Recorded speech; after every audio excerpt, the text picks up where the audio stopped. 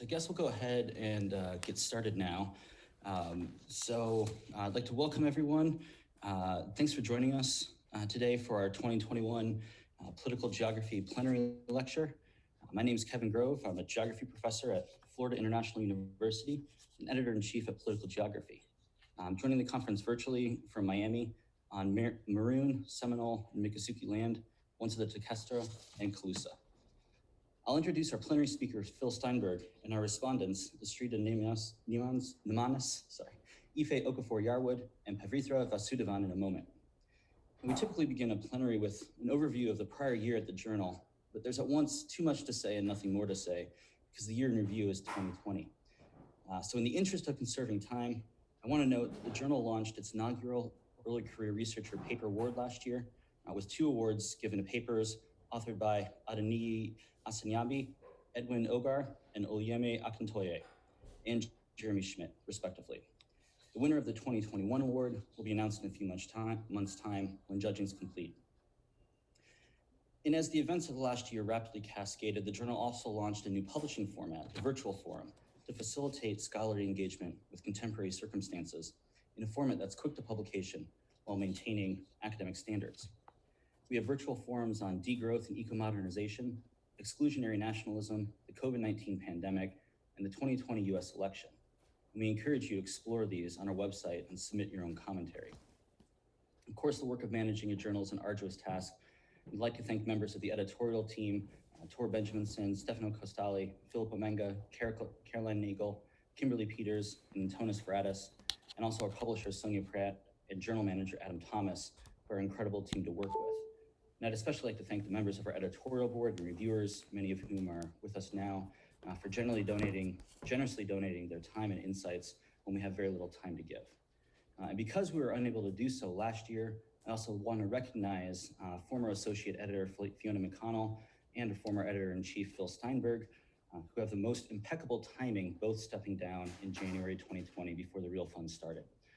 So Phil and Fiona left very big shoes that are impossible to fill, but they also left the flagship in an exceptional working order, which has allowed the editorial team to navigate the waters of the past year with relative ease. And so we're, of course, here to recognize and celebrate Phil's work. And I have the distinct pleasure to introduce Phil as our 2021 Political Geography Plenary Speaker. So Phil Steinberg is professor of geography at Durham University, but he likely requires no introduction to this audience. So I'm putting myself at great risk of being very publicly corrected for trying to package his diverse and innovative research into an all too brief introductory statement. But his work spans what can only be described as a truly singular breadth. Phil has made numerous contributions to political geography and the discipline as a whole, from founding contributions to ocean geographies in his first book, The Social Construction of the Ocean, to key collections on internet geographies, cultural geography, post-disaster urbanism, Arctic geopolitics, and his most recent work on wet ontologies. His work has not simply been at the leading edge of the field. He has consistently defined what the leading edges of the discipline can be for over 2 decades. And for 11 of those years, he served on the editorial team at Political Geography, first as associate editor and then as editor-in-chief. And personally speaking, Phil's a generous, passionate, and incredibly supportive colleague and mentor, and it's been a highlight of my career to work closely with him at the Journal over the last years of his tenure there.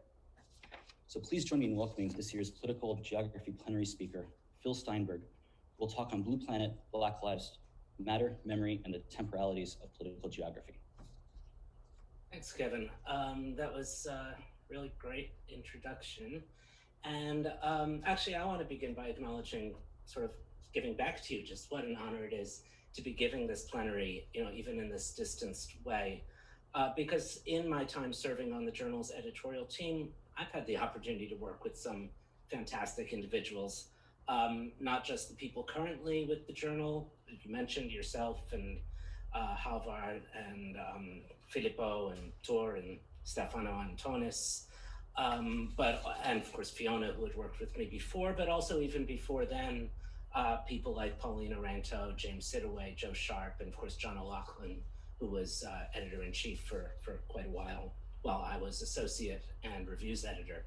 And then, of course, that's now continued with Carolyn Nagel and Kim Peters with the Journal as well. And it's just been great seeing the Journal develop, seeing it maintain, seeing it continue and grow.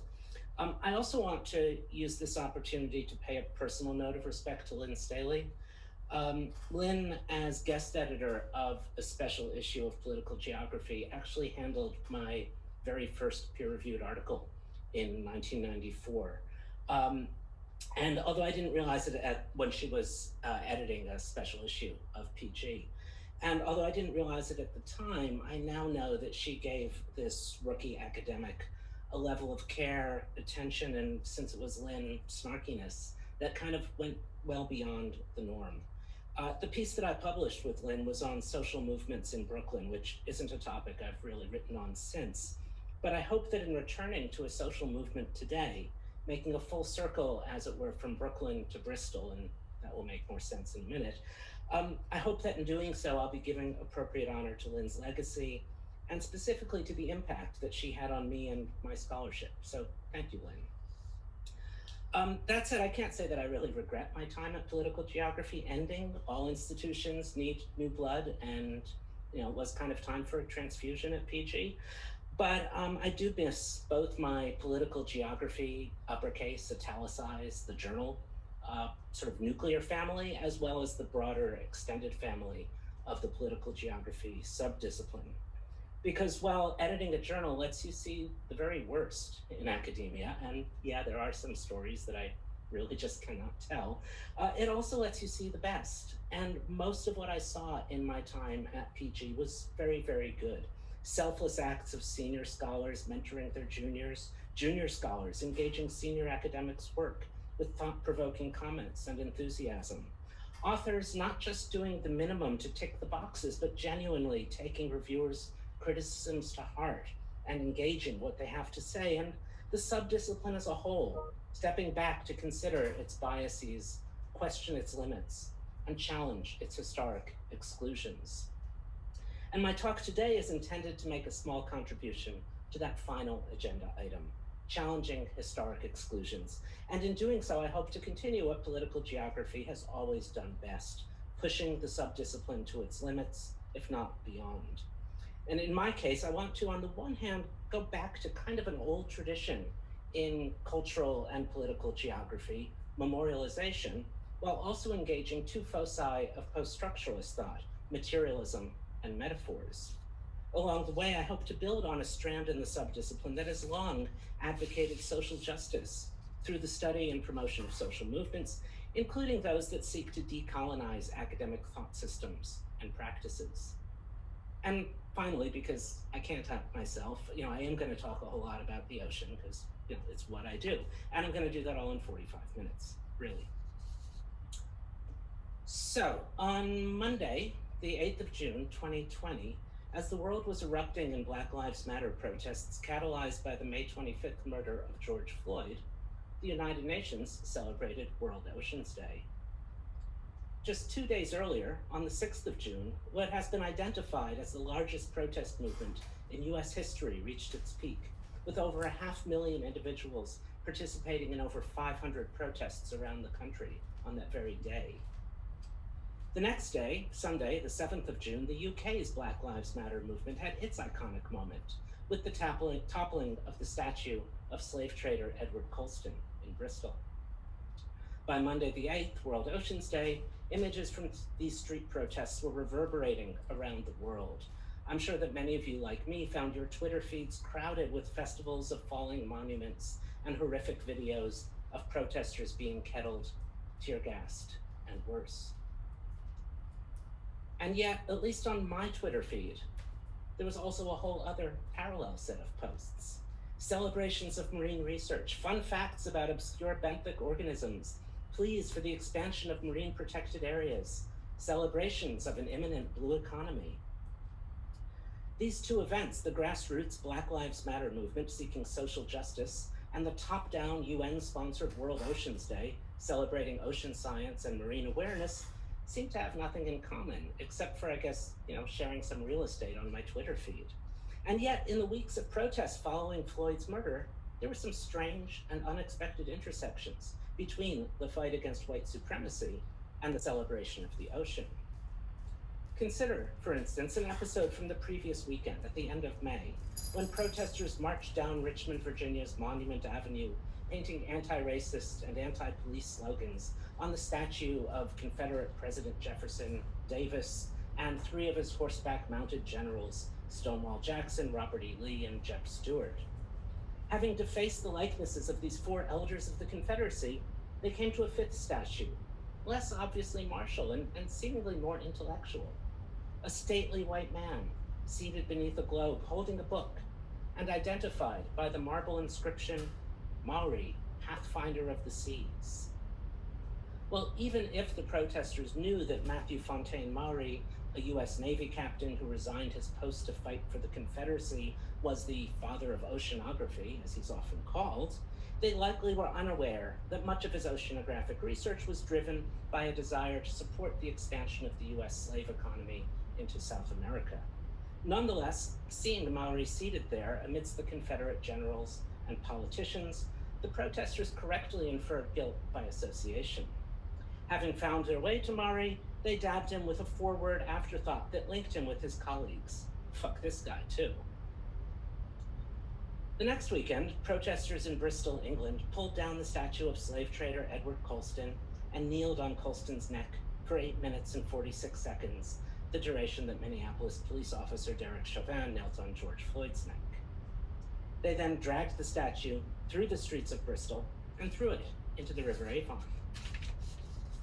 Now, both incidents, the defacement of Maori in Richmond and the drowning, as it were, of Colston in Bristol, revealed how practices of racialization are intertwined with how we know and use the water that surrounds us. And actually, this was noted by careful observers. For instance, historians of science Penelope Hardy and Helen Rozwadowski have suggested that the defacing of Maori's statue highlights, quote, the need for reviewing Maori's many and complicated legacies and to reflect on the responsibilities of historians of science to speak about the inextricable links between Maori science and his white supremacist ideology. Likewise, British public historian David Olusoga has mobilized the watery interface between the Atlantic Ocean and Bristol Harbor as a rhetorical anchor, linking Bristol's leading role in the 17th and 18th century slave trade with more recent moments in the city's history, from the late 19th century erection of the statue by Bristol merchants to its early 21st century destruction by an increasingly multiracial urban citizenry. As Olusoga wrote in The Guardian, the historical symmetry of this moment is poetic, a bronze effigy of an infamous and prolific slave trader dragged through the streets of a city built on the wealth of that trade, and then dumped, like the victims of the Middle Passage, into the water. Colston lies at the bottom of a harbor in which the ships of the triangular slave trade once moored by the dockside onto which their cargoes were unloaded. Bristol's mayor, Marvin Rees, himself a descendant of Jamaican slaves, similarly celebrated the journey of Colston's statue from proud display on land to ignominious absorption into watery depths as an act of historical poetry. Think about some of the punishments that would have been meted out on his slaves, Rees told the press. Africans thrown off the quayside where Colston's ships would undoubtedly have docked, next to a bridge called Perrow's Bridge, named after a Bristol slave. I mean, the historical poetry of that should not be lost on anyone. Others, reflecting on the Colston incident, have extended the historic symbolism of water even further. Although Bristol Harbor is located on the River Avon several miles inland, as you can see from this image, many participants and supporters, like, for instance, Twitter user Michelle Mock, celebrated Colston's disposal, quote, into the ocean, where he could now decay beside the bodies of countless Africans who had been cast off his ships centuries earlier. Now, underpinning each of these observations is an implicitly understood link between, on the one hand, our understanding of the ocean as a space of depths and forces, imagined as potent in its emptiness, on which ships can be moved and bodies can be disappeared, and on the other hand, the establishment of the racialized order that prevailed and that continues to prevail on land. Indeed, these linkages have been well documented over decades of scholarship, exploring the role of both science and the oceans in constructing ideologies and technologies of race and empire, from mercantilist era armadas and privateers to the horrors of the Middle Passage and on through the present use of maritime logistics to project power globally and reshape the world. And this critique in turn connects with the broader body of literature on entanglements between the discourses of science and economics that are used to order categories of nature and enlist them as discrete, bounded resources to be known, managed, extracted, and conserved, and the parallel discourses that are used to order categories of people and enlist them as producers and consumers in resource extraction complexes. Now, I'm not going to review that whole literature here, but hopefully just by mentioning it's clear that there's not really a shortage of awareness regarding the relationship between mastery of the sea through oceanographic science, navigational knowledge, military prowess, commercial innovation, and the mastery of some people over others through slavery, militarism, racist ideologies. Here, though, I want to ask what links can be made in the attendant oppositional practices. What productive knowledge can we have between anti-racism and critical understandings of the ocean, its science, and its history? And it seems to me that there's ample work to be done here because after all, scrawling "fuck this guy too" on a poorly understood statue or reimagining the placid waters of the River Avon turning basin as the ocean's distant depths can really only take us so far in mobilizing critical practice. In other words, I want to ask how we can approach the coincidence of Black Lives Matter with World's Oceans Day, not as a curious time warp that momentarily dominated my Twitter feed, but as a call to action. More specifically, how can we use the ontological challenge posed by the ocean's materiality and the porous boundaries of marine ecologies and economies to rethink the naturalization of race and its division of humanity into discrete, hierarchically ordered categories? And conversely, how can we use the political challenge posed by the Black Lives Matter movement to question what it means for us to seek to exploit or conserve or even just scientifically know the ocean as an ordered space of nature, a space where, through hierarchical categorization, some aspects of the ocean, like some lives, are systematically constructed as mattering more than others? So let me begin by approaching these questions from what, for me at least, is familiar ground, the ocean. It's by now a well-worn cliche in critical ocean studies that for too long the ocean has been forgotten amidst disciplinary terracentrism. I think it's actually also an oversimplification. In fact, one has never, or certainly not in modern times, been able to tell stories of imperial expansion or merchant capitalism or diasporic dispersals without accounting for the social and mechanical technologies that have been used to cross oceanic divides. Nor can one tell the story of today's world of global trade and refugee movements without bringing the sea into the picture. So, notwithstanding the title of Alan Serkula and Noel Birch's film, I think the sea is not truly a forgotten space. However, the sea that is narrated in these stories is all too often one in which time stops. Ocean crossing commodities and passengers temporarily fade from view while at sea, only to reemerge unchanged on the other side. And those that fail to reemerge on the opposite coast, cast-off slaves, provincial ideas, salt-encrusted artifacts, these are understood as disappearing into the oceanic ether. In short, the problem is not that dominant historiographies ignore the ocean. Rather, the problem is that they reduce the ocean to an empty space beyond history. In classics of Western thought, the ocean is seen as timeless. So for instance, in Moby Dick, Melville writes that the magnanimity of the sea will permit no records. Or Carl Schmitt writes the sea has no character in the original sense of the word, meaning to engrave, to scratch, to imprint. For these thinkers, there can be no such thing as an oceanic archive. Now, contrasting this work are those who focus on the histories that are made at sea, on ships where proto-capitalist, proto-anarchist, and proto-communist communities form, in the lives of diaspora thinkers whose ideas cross continents, in the projects of utopian or heterotopian urbanists who seek to leverage the ocean's location beyond state territory to launch alternative social formations. But although in each of these scenarios, history is made at sea and across its waters, that history occurs in spite of the ocean's biogeophysical properties, with little regard to the water's depths, its phenomenological affordances, its absorptive liquidity, its sonic resonances, its blinding darkness, its incessant mobilities, both periodic and chaotic, its life-giving and life-taking molecular structure.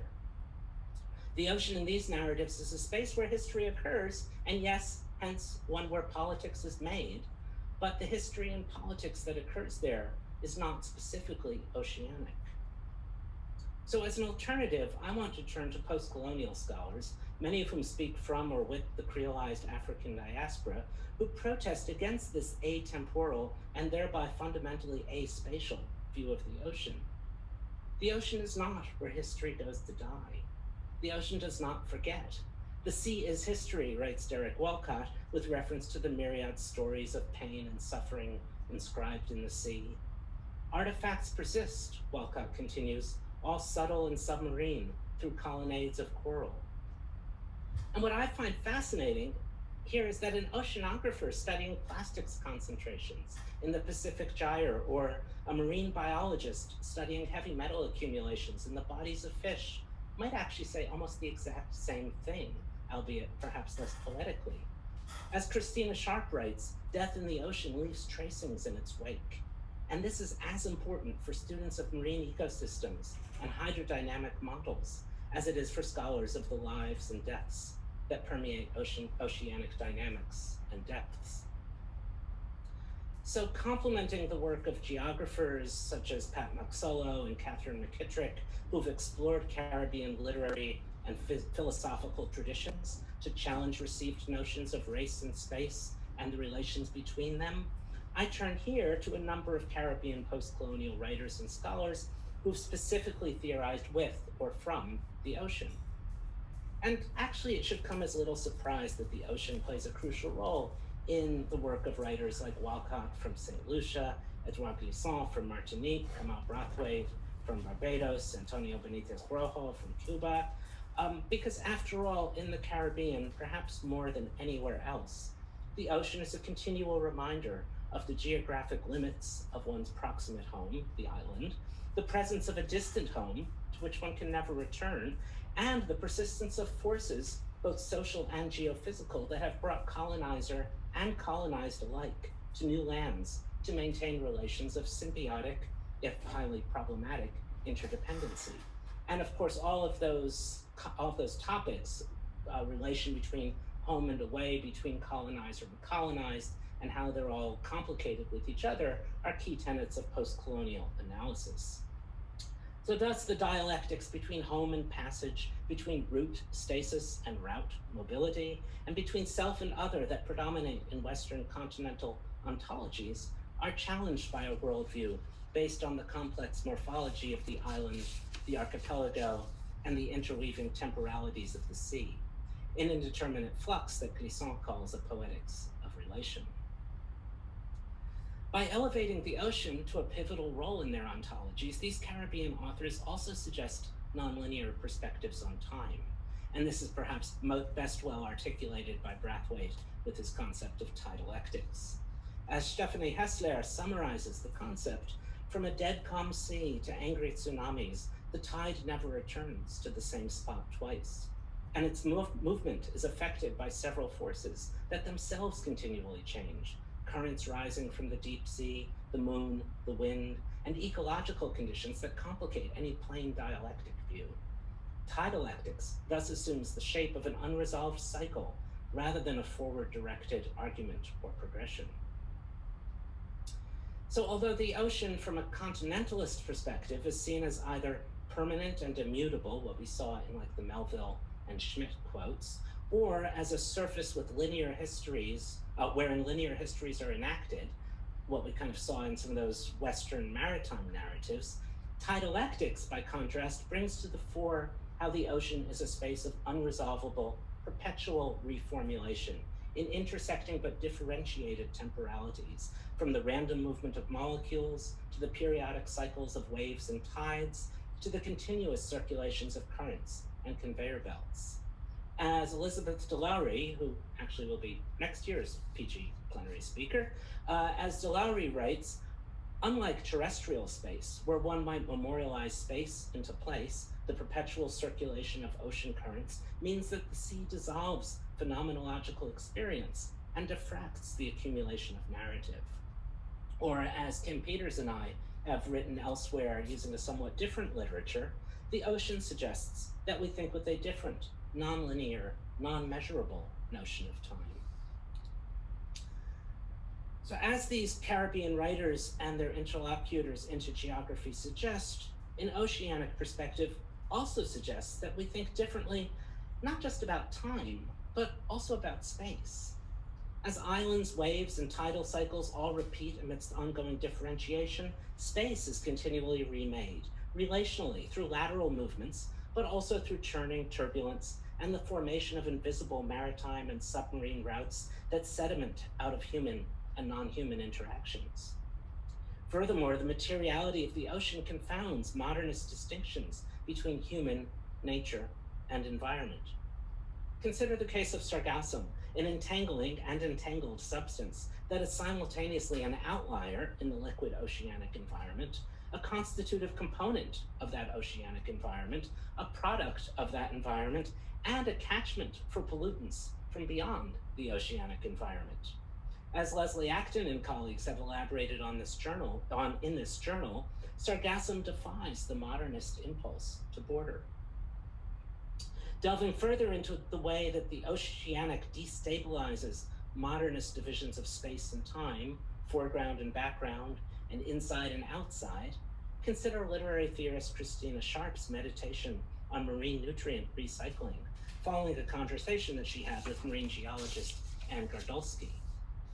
Sharp writes, because nutrients cycle through the ocean, the atoms of slaves who were thrown overboard are out there in the ocean even today. They were eaten, organisms processed them, and those organisms were in turn eaten and processed. And the cycle continues. So the slave's history thus becomes the ocean's history. And because we are apex predators who consume bioaccumulated marine organisms, it also becomes our human history, a part of our bodies, even if we never set foot in the sea. The ocean and its history pervade outside us and within us, providing a through line between interior and exterior environments.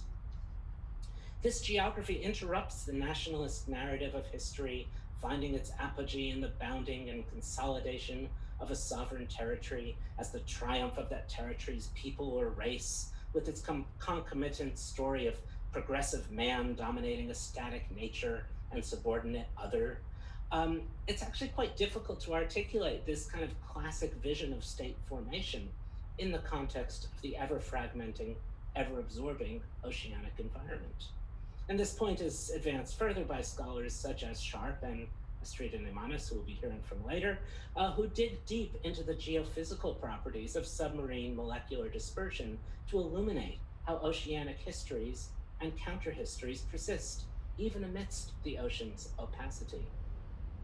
DeLowry further proposes that this discourse of oceanic submersion in the Caribbean that articulates a submarine temporality in which linear modes of time are distorted and ruptured is particularly appropriate for understanding the complex relationalities of the Anthropocene, suggesting that the oceanic reorientation of time and space has implications extending far beyond the ocean's watery limits. The ocean is a space where history is never finished.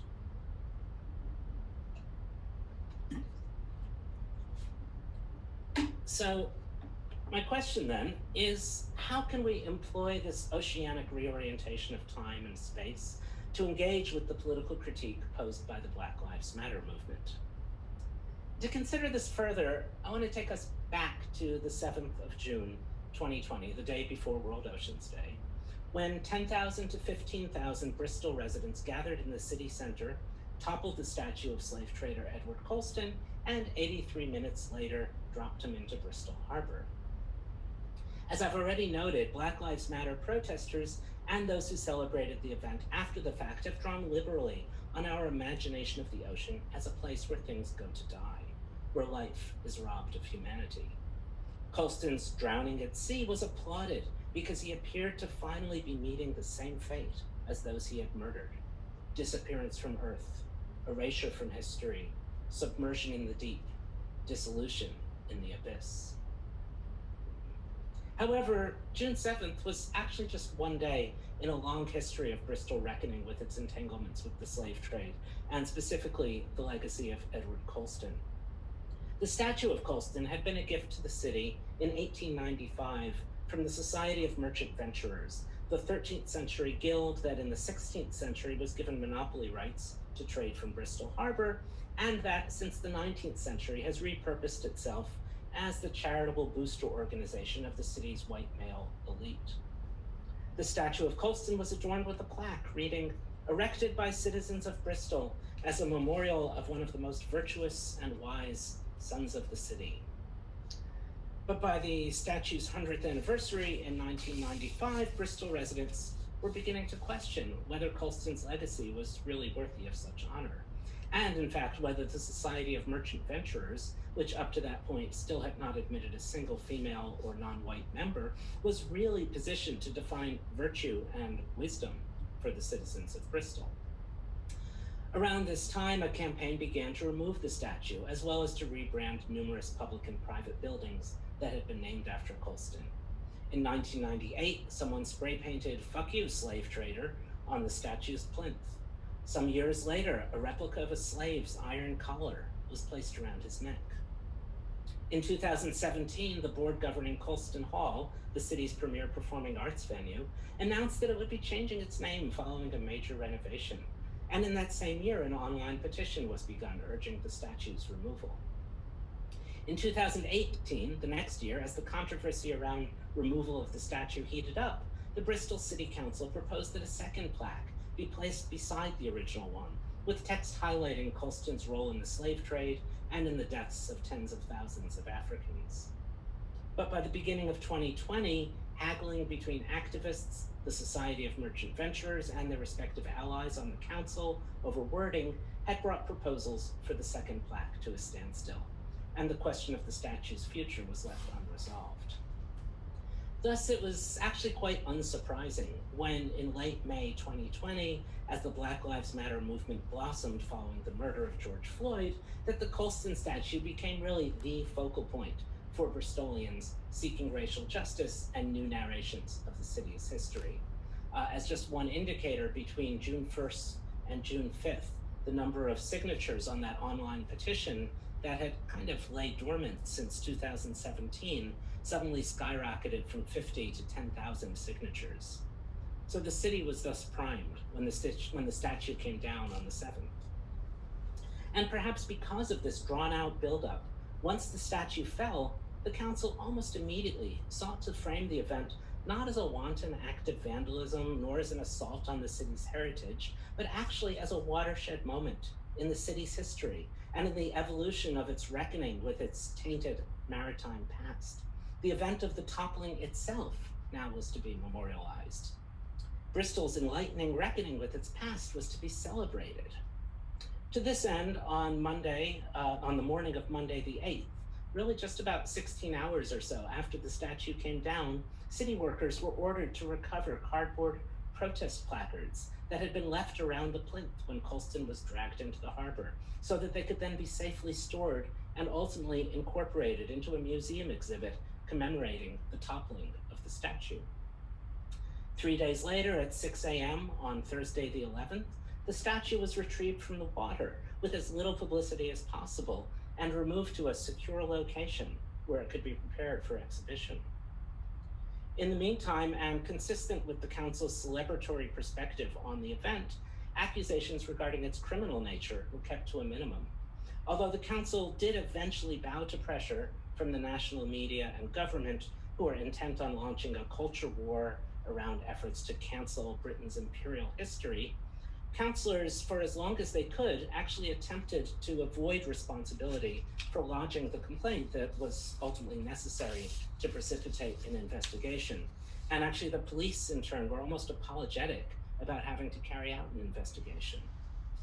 Ultimately, 10 activists were charged, but an offer was made to drop charges if they would each pay a £100 fine, perform 2 hours of community service, and write a letter in response to the Council's History Commission's call for submissions regarding how the city's history could better be confronted and interpreted. So having chosen to narrate the toppling of the statue and the drowning of Colston as a historical event to be celebrated, the council was faced with a curatorial dilemma. How could this story be told in a way that would evoke what Mayor Reese called the historical poetry of the event? How could it be told in a way that would link Colston's demise in the depths of Bristol Harbor with the oceanic deaths faced by the slaves cast off his ships? How could a solid artifact, a bronze statue forged out of land, on land, be mobilized to tell a story whose pathology runs through the water, with crimes and deaths constructed through waterlogged interactions? Harkening back to the Caribbean scholars and their interlocutors discussed earlier, how could the story of all these bodies of/in water, the bodies of cast-off slaves, the body of Colston's statue, the water bodies that cascade between scales from the Atlantic Ocean to Bristol Harbor, how could these be mobilized in critique of the racializing foundations that underpin both historic and contemporary Bristol? Or as Christina Sharp might ask, how can the oceanic undercurrent be mobilized to cite Colston's demise within the residence time of the slave trade? How can oceanic memories of death be made to live?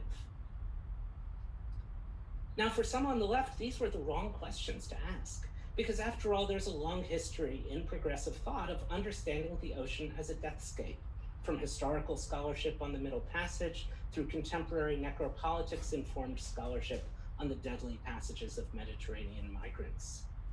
Implicitly working from this perspective, Ameya Tripathi wrote on the British anti-racist, anti-imperialist website Novara Media, "Just fishing Colston back out of the water has already done the damage.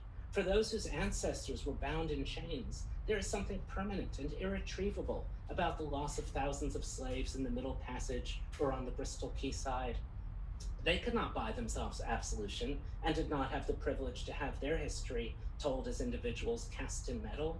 Why should Colston be able to?"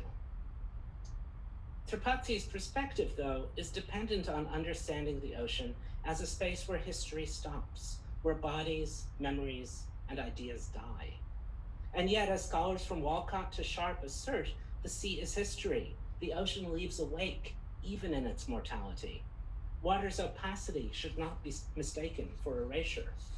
History continues. Having retrieved the statue from the harbor and chosen to display it in a manner that would memorialize not just Colston critically, but also the historic moment when he was rejected as Bristol's iconic benefactor, the council was left with a number of practical decisions. And several of these were addressed by the council's documentation and conservation manager, Fran Coles, during a walkthrough of the restoration facility that she conducted for the press a few days after the statue's retrieval.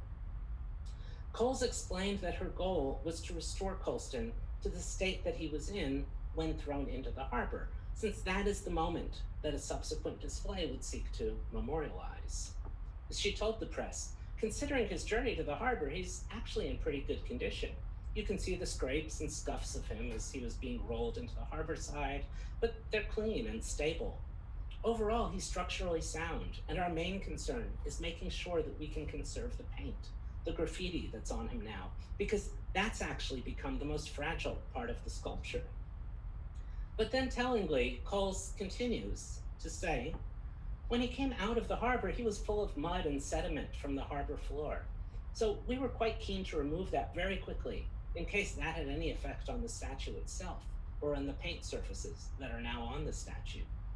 Thus for Coles, as for Tripathi, history is understood as stopping at water's edge. The event of Colston's fall from grace is seen as ending the moment that he hit water, and residue from his time on the harbor floor is seen as an unwanted contaminant, notwithstanding the intensely maritime nature of his and Bristol's history.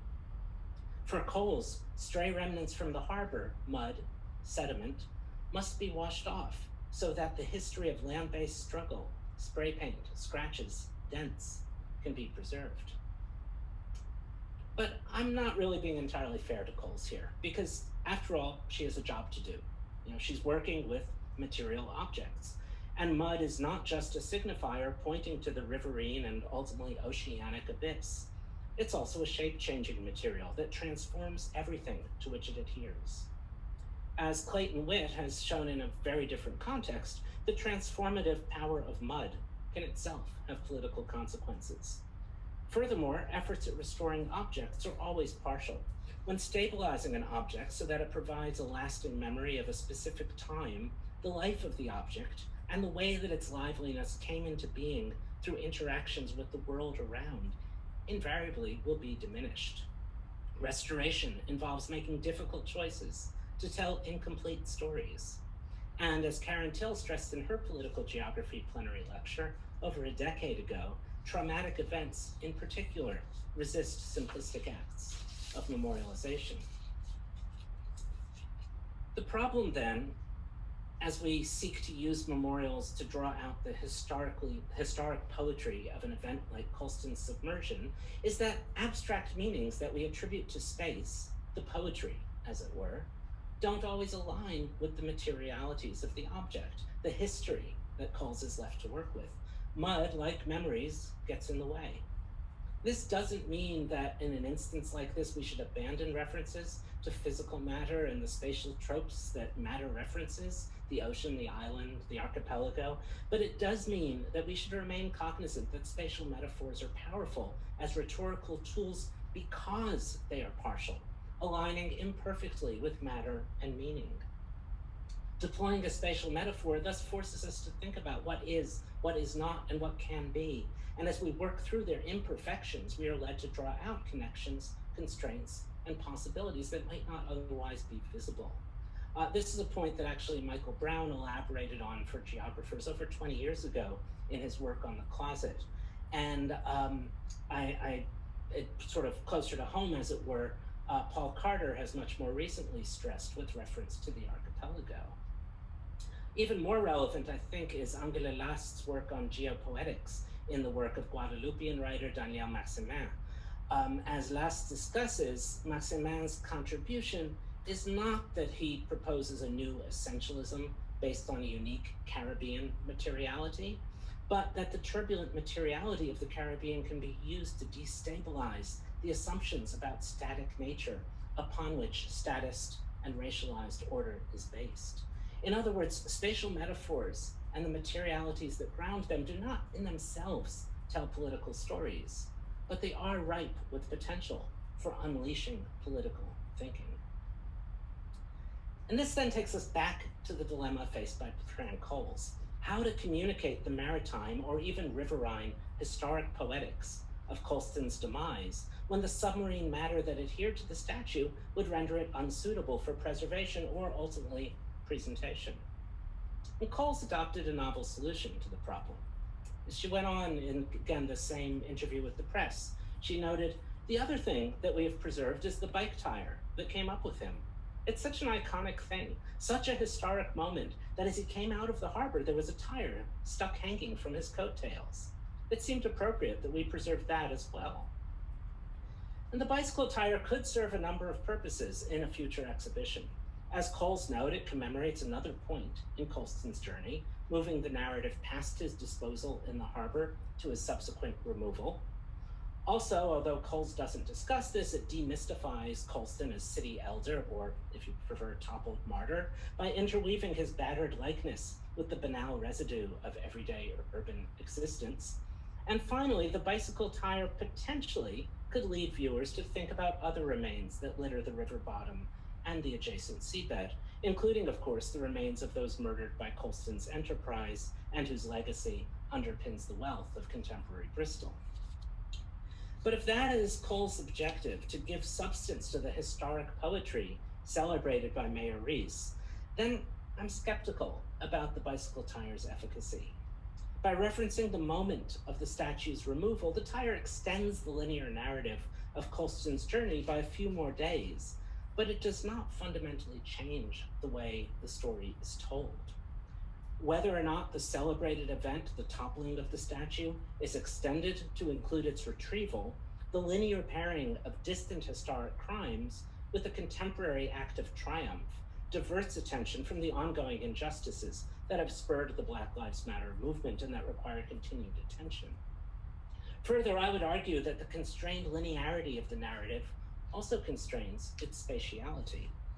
The ocean, where the crimes perpetrated by Colston persist and which seep onto land in residence time, remains obscured.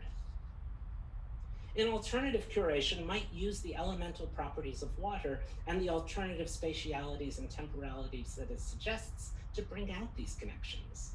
This likely would mean directly engaging the materiality of the river and the ocean, even if retaining bits of mud that were stuck to the statue is not an option.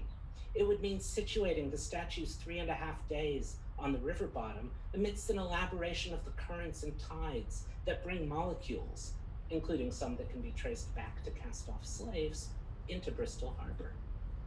It would mean evoking the terror of the depths, the darkness, but also the unlocatable noises, the crushing pressures, the lack of orientation, the buffeting currents. It would mean a collapsing of time, elaborating that Colston's story is the slave story, is Bristol's story, is today's story.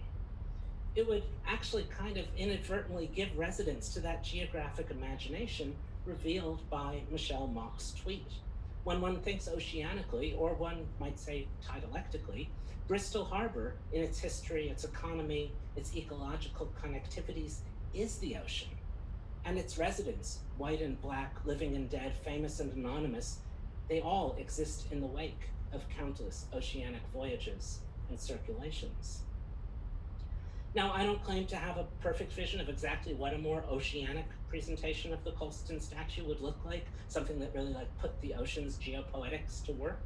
But I think a good place to start would be the growing body of scholarship on literary and artistic depictions of submarine histories and futures. As just one example, consider Jason DeCare-Taylor's underwater installations in the Caribbean and Gulf of Mexico, installations that Delary describes as seeking, quote, to rematerialize the ocean and, by life-casting local people for submersion, to enable sea ontologies, rendering uninhabitable space an anthropomorphized place.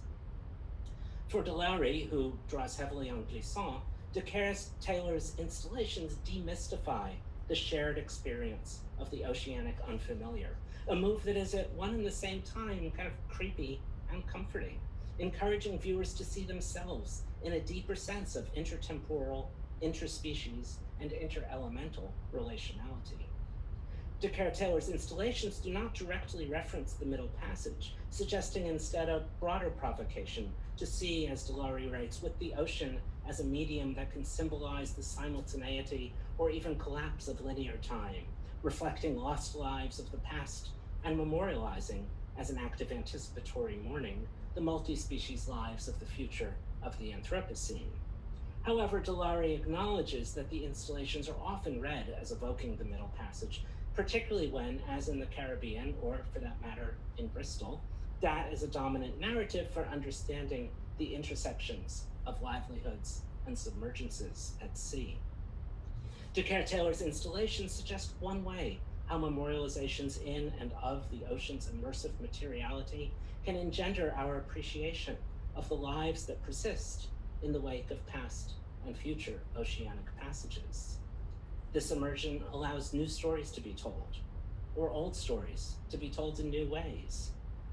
Just try to imagine, for instance, for a moment, what it might look like if the remains of Colston's likeness were placed amidst the anonymous souls of DeCare-Taylor's submarine lifescape, strangely alive in their stillness, making history together, even as they walk alone into the abyss.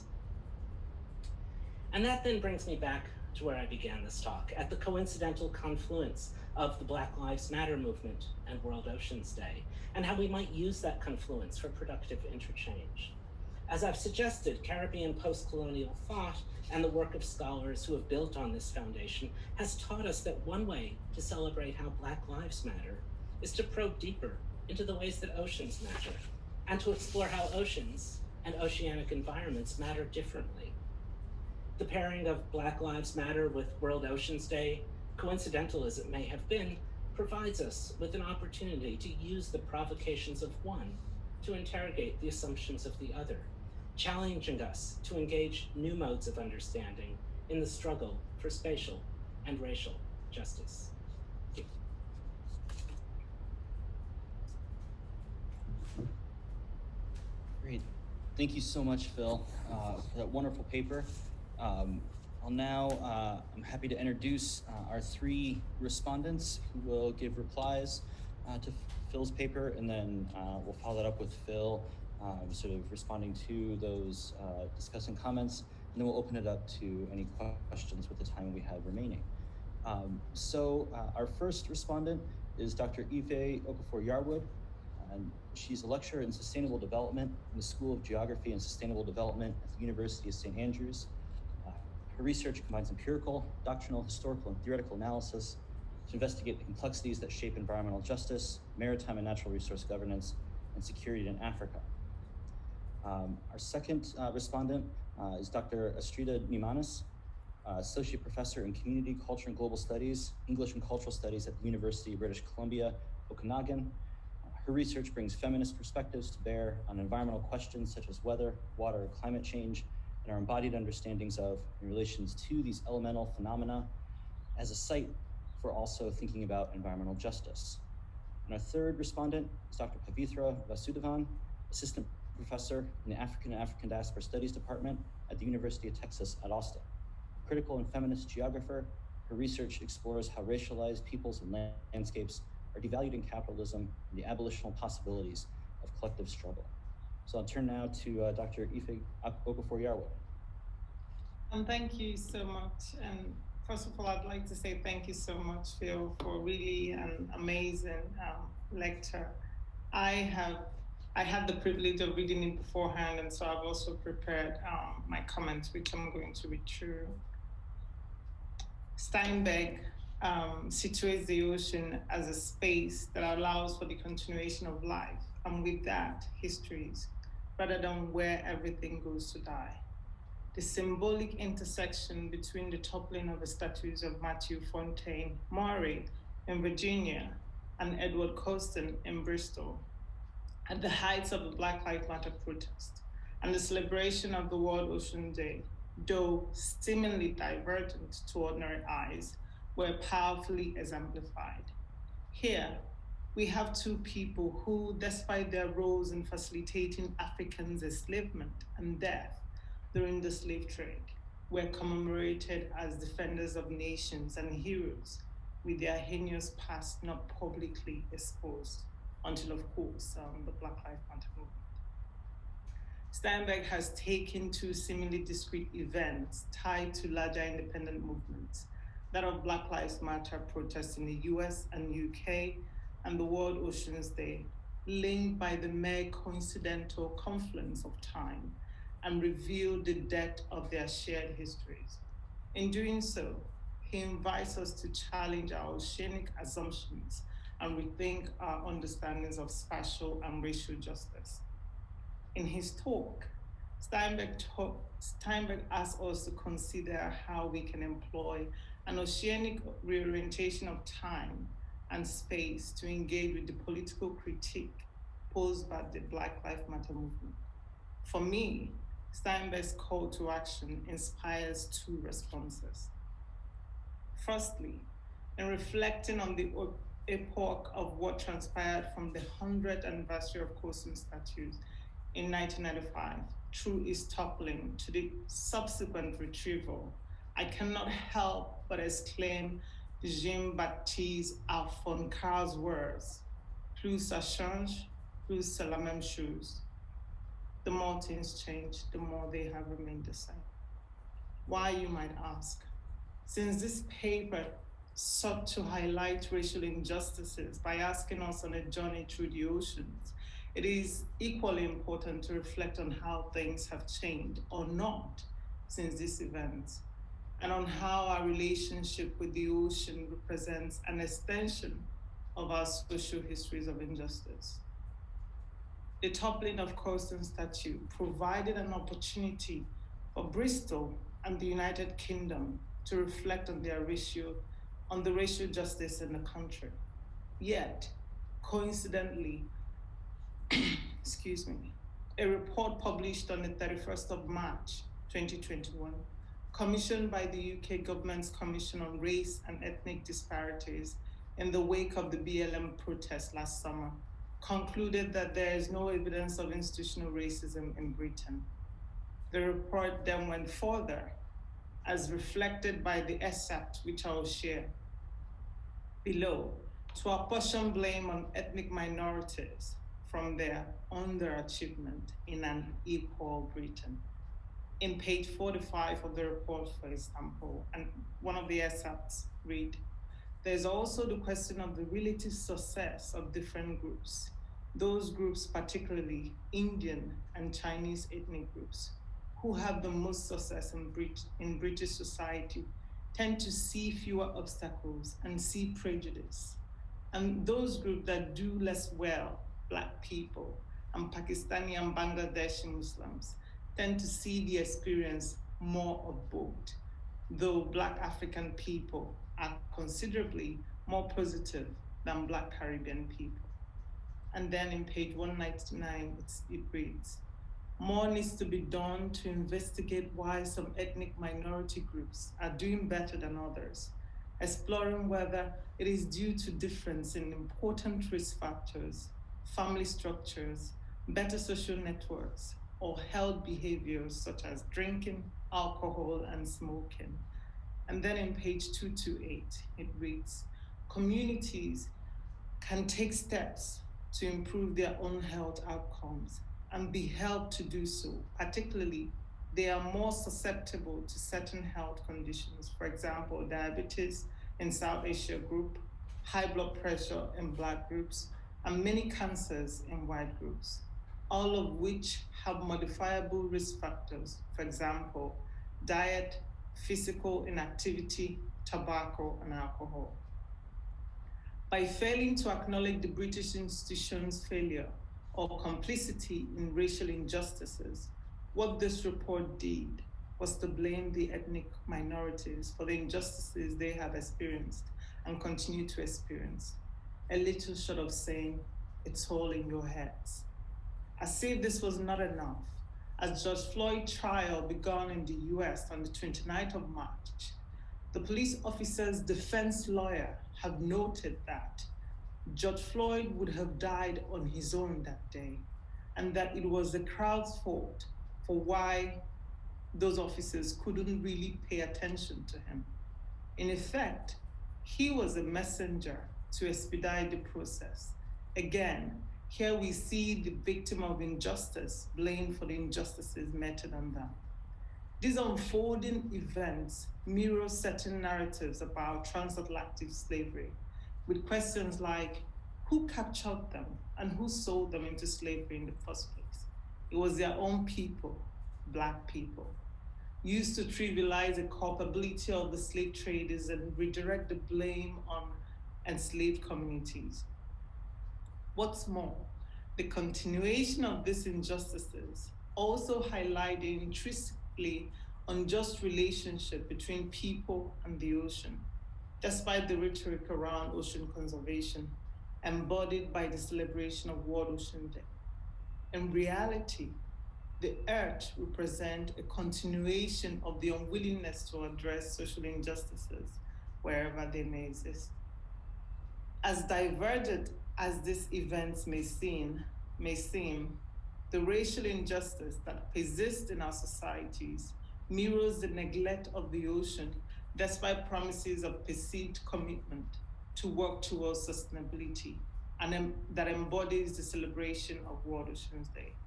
For instance, for the last 20 years, the WTO has been discussing an end to harmful subsidy, contributing to the plunder of the ocean's resources. Yet, no agreement has been reached, and wealthy nations continue to increase the budget of their fisheries subsidies to the detriment of the majority world, many of which are in the global south, of which many of the countries affected are, of course, on the African continent. We see also the promotion of ideas that would see communities already bearing the brunt of the impact of depleting resources, marine resources especially, more vulnerable by conserving their resources through no-take zones. See work by scholars like Dynaston et al. 2019. Secondly, Steinberg's call to action inspires me to also reflect on how an oceanic understanding of the structure and construction of history and injustice may be used to bridge racial and oceanic injustice in another way. Namely, what can be learned from the BLM movement for understanding how blue livelihoods matter through a shared oceanic lens? The crude dualities of the oceans has been alluded to by Steinberg as a space for progress, transport, and the literal transfer of knowledge across distance, but also as a site of subjugation and the breeding ground of inequality. This duality is poignantly exemplified when considering the marginalization and vulnerabilities of populations around the world, especially in the global south, that depends on the ocean's vast resources for their economic and food security, yet whose livelihoods are precarious as a result of a constant and evolving threat and marginalization. The current global COVID-19 pandemic is further evidence of the need to unsettle discrete assumptions that separate our understanding of social injustice and their histories, as it amplifies existing inequalities and vulnerabilities anchored in racial divides, BLM, and oceanic dependence.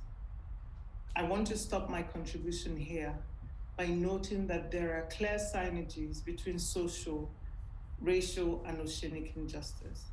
These synergies are evident in the lack of commitment by society to address social and marine environmental injustices, and in the vulnerabilities that continue unaddressed among populations who depend on the ocean's resources for their livelihoods.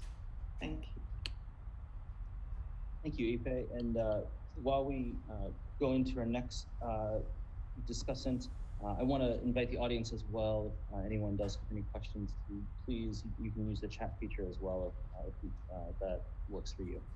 So our next discussant is Dr. Astrida Nimanes. Hi, thanks so much. I'm Astrida. I just want to begin by acknowledging that I'm zooming into you from unceded Silks territories, and I want to thank the Silks Okanagan people for sustaining these wonderful lands and waters such that I may now live and work here. Phil, I deeply appreciated this talk. As a feminist scholar whose work focuses on intersections of social justice and the materialities of environmental change, I thought this talk did a fantastic job of not falling into the trap of analogizing these two struggles, Black Lives Matter and ocean justice, or of flattening their important differences. Instead, you traced the threads of connection that tenuously suture them together. Your attention to history, materiality, and poetics allowed us to see the lineaments between these two struggles in new ways that illuminated the stakes and the contexts of both. So in these brief minutes, I want to pick up on a question that you posed near the end of your talk, namely, what would a memorial to the drowning of the Colston statue look like if it were more oceanic? You tentatively suggest some answers, either some kind of preservation of the things like the muddy materialities that the restoration expert thought needed to be washed off, or through some kind of restaging, such as where Colston's remains might be entombed in the context of a Jason DeCaris Taylor submarine sculpture. But I think you might agree that the question of the ocean's strange temporalities still remains somewhat elusive. How do we make a memorial that could also embrace the nonlinear temporality of the sea that writers like Sharp and Delohry underscore? And it's not an easy question. So I tried to rephrase it, and I put it like this. How could a commitment to thinking and acting with the reorientation of time and space of the ocean, also reorient how we think about memorials and memorialization itself. That is, what would it mean to not only bring the materiality of the ocean into this memorialization, but to work in and through oceanic time? As Phil reminds us, drawing on Steffi Hessler's work where she parses Camo Brathwaite's concept of tidalectics, tidalectics brings to the fore how the ocean is a space of unresolvable, perpetual reformulation in intersecting but differentiating temporalities. And citing Delacroix, Phil also reminds us that, quote, the perpetual circulation of ocean currents means that the sea dissolves phenomenological experience and diffracts the accumulation of narrative. So going back to memorials, it's like the problem where, notwithstanding Delacroix's reading of the Jason de Carey's Taylor installation, like on some readings, a memorial is a tribute to chrononormativity, right? To use Elizabeth Freeman's term, and in some ways antithetical to tidalectics. In many ways, memorialization of the statue's toppling would struggle not to be a memorial to linear time, where the past is over and must now be pinned in place as an object or as something in order to keep it alive. So I keep wondering, how might a memorial also embody tidalectics?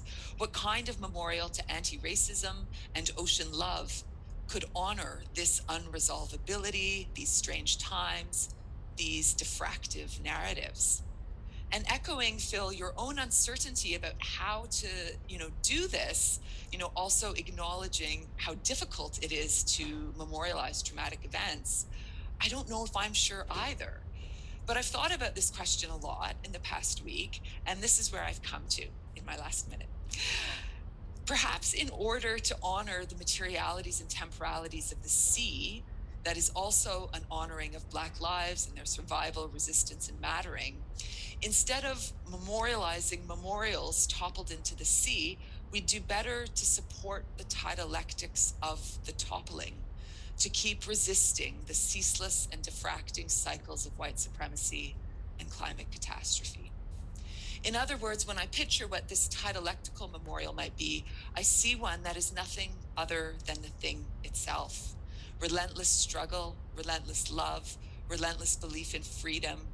I'm reminded of the work of Black lesbian poet and ocean lover Alexis Pauline Gumbs, who reminds us that the brilliance of Harriet Tubman was her complete belief in an inhabitation of non-linear time.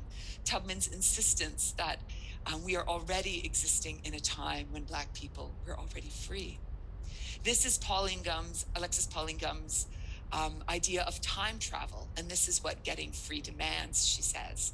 So resisting and insisting and fighting and loving over and over again, diffracting the narrative, cycling back, fighting again, all of this insisting that freedom is already here.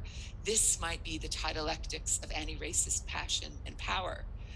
So, how do we mobilize this as critical practice, as Phil asks in his talk? Perhaps the answer is in continuing to do the work of erecting this other tidalectical memorial every day, this living memorial that is nothing other than the tidalectics of nonlinear struggle and diffracting inexhaustible love. Thanks. Thank you, Astrida.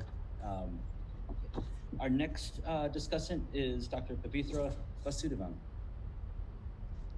Hello, everyone. Thanks to Kevin and Political Geography for inviting me. I'm honored to serve as a respondent on this plenary, both because this question of toppling statues is close to my heart as a student, PhD student at North Carolina and Chapel Hill, was part of the racial justice movements there around Confederate monuments, but also because Phil's work resonates with many of my own interests, reading across historical and new materialisms, we might say, and the desire for a kind of decolonial poetics. So I'm going to start by talking about what inspired me about your work. Phil draws on these convergences of the Black Lives Matter protests with World Ocean Day on June 8th to consider how linking anti-racism and a critical materialist orientation towards oceans may engender a call to action. So to paraphrase his key questions, he asks, how can the materiality and porous boundaries of oceanic life help undermine racial categorization And how might racial justice allow us to rethink contemporary regimes that consider and seek to manage the ocean as, quote, an ordered space of nature? His analysis challenges predominant understandings of the ocean as a timeless space beyond history, as well as critical imaginations that disregard the materiality of the ocean. His reading builds on post-colonial African diasporic scholars, particularly in the Caribbean, whose philosophies are shaped by the relational biogeographies and temporalities of island and sea, challenging Western binaries of home and passage, self and other, time and space. Phil finds inspiration and resonance with oceanic studies in Derek Walcott's proclamation that the sea is history, and Sharp's imagination of the sea as the wake, an archive that contains the remains of those who died in the Middle Passage. In his reading of Caribbean anti-colonial thought, as it's been picked up by oceanically oriented academicians, the sea inspires alternate ontologies in which time, shaped by ecological and planetary forces, is unpredictable, circulatory, periodic, nonlinear, always in flux. And space is, quote, continually remade relationally by the movement of water, defying the boundaries between human, non-human, and environment.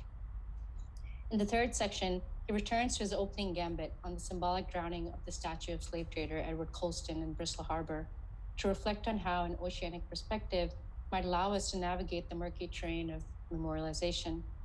His concern with what he calls the curatorial dilemma of what the city ought to do with the statue echoes a contemporary global reckoning. Protesters have torn down or desecrated iconic statues of colonizers from Antwerp to Cape Town to Charlottesville, to name just a few instances, drawing attention through their symbolic action to the racial and colonial basis of contemporary cities, universities, and public institutions. I appreciate Phil's skepticism of Bristol's plans for exhibiting Colston's statue in a museum. He argues that even if the statue's drowning was incorporated into the narrative, the oceanic geography that connects Colston and contemporary Bristol's existence to the slave trade would be obscured. His contribution here elaborates through the oceanic Catherine McKittrick's cautionary note about, quote, how the language of space, inside and outside geography, must interlace the material and the metaphoric. McKittrick argues that Black geographies are, quote, often described through metaphor, fleeting, fugitive, underground, non-existent, tomb, womb, and aquatic. Rendered as analogy, the materiality of racial violence thus becomes naturalized, reiterated through the stories we tell. And Phil also offers an alternate curatorial possibility that employs water to resituate the story of Bristol Harbor through the wake and directs us towards Jason Taylor's haunting underwater installations of bodies frozen in still life that recall the Middle Passage. I sympathize with Phil's project and see resonance with my own work on the materiality of aluminum and toxic waste. The work to orient materialism in a way that is accountable to racial colonial histories is crucial, particularly given the legitimate critique of new materialist work that fetishizing materiality may serve to elide questions of power. As Phil states, one way to make Black Lives Matter is to probe deeper into the ways that oceans matter and how oceans and oceanic environments matter differently. But why does materialism matter politically, and to what end? I'd like to take seriously Phil's question and desire for this work to engender a call to action. Early in the paper, Phil reminds us that, quote, the slave's history thus becomes the ocean's history and ultimately human history, absorbed back into our bodies through the consumption of marine life. Such an oceanic reading, following Sharp and Nimanes, suggests for Phil that history is never finished, perpetually remade in the cyclical exchange of matter between land and sea, with implications for understanding the Anthropocene. I'd like to push us to think about the question of incorporating Black history as human history. I'm concerned with how, through our earnest desires for imagining, perceiving, and building relationality, a project that I am also invested in, we may be subsuming the political potential of Black radical critique by emphasizing historical inclusion as a method to redress the coloniality of our discipline. Particularly for those of us not burdened with carrying the afterlife of slavery in our bodies and everyday lives, I want to suggest that rather than inclusion into human history, we might reorient our efforts towards rupturing the very notion of the human. Liberal conceptions of humanness, according to Sylvia Wynter, are overdetermined by what she calls man, the ethno-bourgeois projection of the Western subject that's always articulated against and depends on the reduction of racialized others to something other than human. What happens to the political when anti-colonial thought inspired by the ocean's nonlinear temporalities and relational materiality, is encountered by man in the Anthropocene. For those of us who are producing scholarship in this era, in the wake of the largest protests in US history that have forced the word abolition uncomfortably into public discourse, in the midst of a global pandemic that is revealing the racial ruptures of societies and ongoing profiteering from disaster, and as the newly awakened liberal disciples of man introduce diversity and equality into curricula and boardrooms, I want to suggest that for those of us working within these extractive economies of knowledge production in this time, we must ask ourselves how and to what end we are incorporating Black studies in our scholarship. The dragging and drowning of Colston's statue by Black Lives Matter protesters is not immediately oriented towards the temporality of oceanic ontology. That is true. However, I would argue that their action enact a rupture in the temporal logics by which present-day Bristol can be understood as separate from or having overcome a racial past. We can curate statues with greater attention to materialist entanglements, but statues themselves can metaphorize racial violence. How might the re-narration of oceanic geographies amplify the rupture enacted by the drowning of Colston's statue, which we might read differently, not as an end of history, but as an invitation to rethink the temporality of so-called human history, not as a disappearance into an atemporal ocean, but an invitation to Colston to reside indefinitely alongside the lives of those who were lost in the Middle Passage as a form of penance, perhaps, as a kind of ceremonial in Alexis Pauline Gunn's terms, or a form of wake work in Christina Sharp's. How might we extend oceanic materialism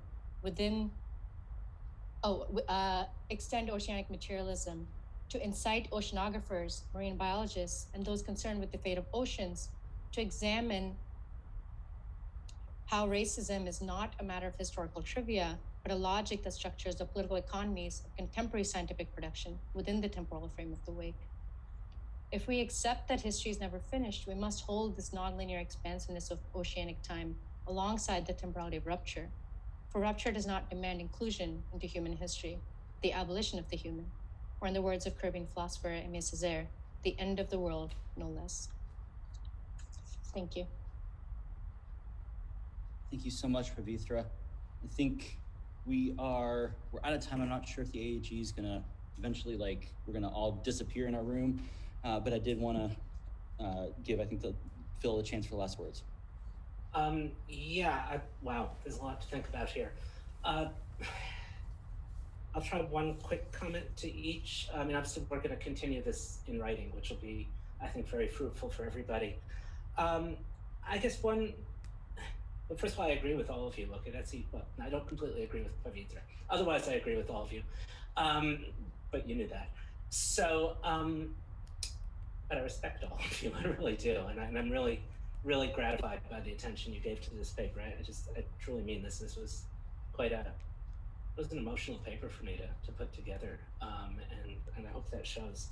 I think Aoife's comments really did make me think the whole, plus ça change, plus le monde, made me actually reflect even more on something that the three of you discussants might have noticed got increased a bit from the written version to the presented version, because I've increasingly been more and more bothered by Bristol's decision to memorialize the toppling of the statue.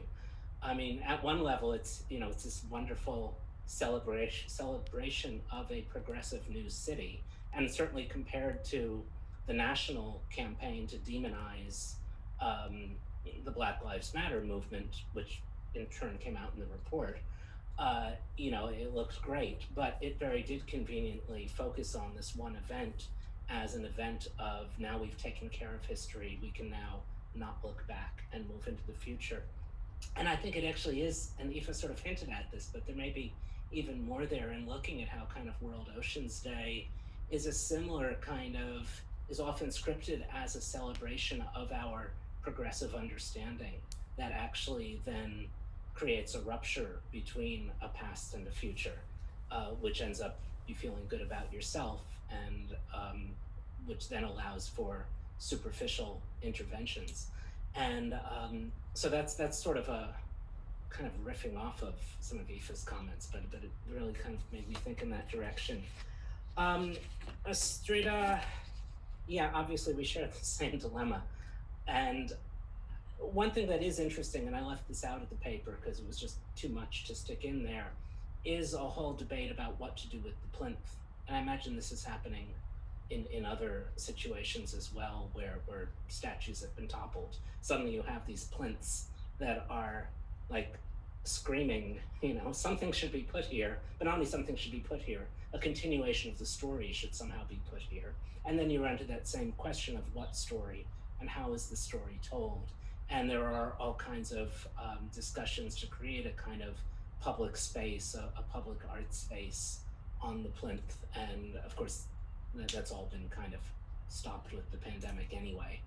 Right now, as far as I know, the plinth is just empty. Although there's been a history of sculptures put on there in the past 6 months, including one of the protesters who sort of became the icon of the struggle. And none of that, of course, is explicitly oceanic. And then from what I know of what's been proposed for the plinth, none of it links into that. But it just sort of speaks to me a little bit more of how these questions of how you do a tidialectic memorialization, a memorialization that isn't about a trajectory in time or a linear trajectory in time, that continues to be a confusing, difficult thing to put together. Pavitra, yeah, I knew that was going to be controversial because, of course, Christina Sharp doesn't go there in saying, you know, she's working in, I don't know if she'd call herself an Afro-pessimist, but probably sort of as a distinctiveness to the history of African diaspora with the wake. And I do realize that I am a little bit appropriating that into a human history. And I think in a way, because that was the history that's being made in all the re-narrations of Colston. And that's the narration, that's the re-narration that the establishment of Bristol is saying, we've now, yes, that is our history, that is Bristol's history, and we have now moved beyond it. And I guess kind of what I'm trying to do is to say, well, okay, I'll give you that bit, that Bristol's whole history is based in the slave trade. Even if you're a new migrant to Bristol, you still are benefiting from the way in which that history is embedded in the city. And yet, even that history is not done, and it's a history of continual oceanic riverine connections, and so we can use those connections to rethink them. But I do also see the point that is creating a common human history, which is not where, maybe less so the specific Caribbean thinkers, but certainly those who've worked with them have taken it. And yeah, it's something to continually be worked through, because I recognize the problematic nature of it, but I also recognize the potential of it. And my guess is we're gonna have to agree to disagree on that at some point. All right, well, thank you so much. The wonderful electronic powers that be have let us stay together through Phil's comments. So thank you once again to Phil for the wonderful paper, and to Aoife, Astrida, and Pavitra for the fantastic discussion. And enjoy the rest of your AAGs, everyone. Thank you.